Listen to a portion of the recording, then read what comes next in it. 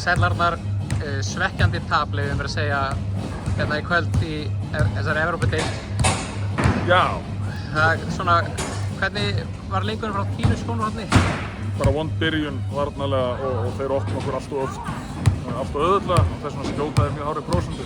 En þeir búa sér bara til mjög góð skot. Ég var búinn fyrir þennan leik að gera svona mitt research og hugsaði að þú hefði gert það líka. Hunt og Savits, þeir komu fljótt upp hjá mér. Já. Var eitthvað sem kom ykkur óvart? Nei, í raun og veru ekki. Þú veist, það vantaði stóru og hægu leikmennina þeirra sem hefði kannski hjálpað okkur. En hérna... Nei, það var í raun og veru svolítið svipað við reiknaði með leikstillinu. En við augljóslega vorum ekki nógu vel undirbúnir undir það þó að það hefði ekki komið okkur óvart.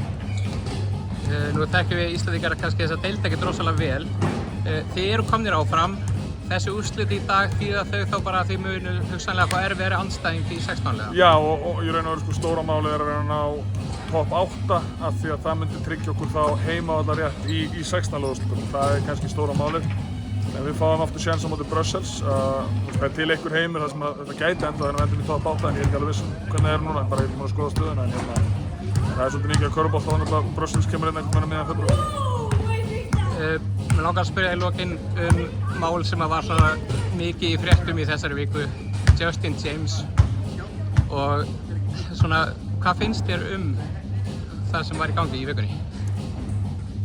Bara, þú veist, hvað ég segja, ég er svo sem kannski maður sem hefur gennum tíðina hlaupið á mig og sagt eitthvað sem ég sé eftir og ég held að ef að Hjalti fengi tækifæri til að gera þetta aftur þá hann ekki átt þessi ummæli sem hann átti og þú veist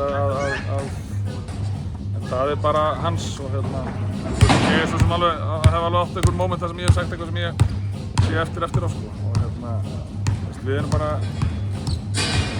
kannski þarf maður að svara oftar, en við erum bara með liðið okkar og höldum áfram. En það var náttúrulega leikmaður úr ykkar liði sem var dreginn inn í þessu umræðu. Já, ég raunar bara sjálfkrafa gerist það alltaf því þú mátt vera með einn Ameríkana og við bara erum búin að setjast niður og tala um Basil og eins og sást bara hérna í kvöld og í leiknum þá var hann bara í góðum gír sko. Takk fyrir Arnar.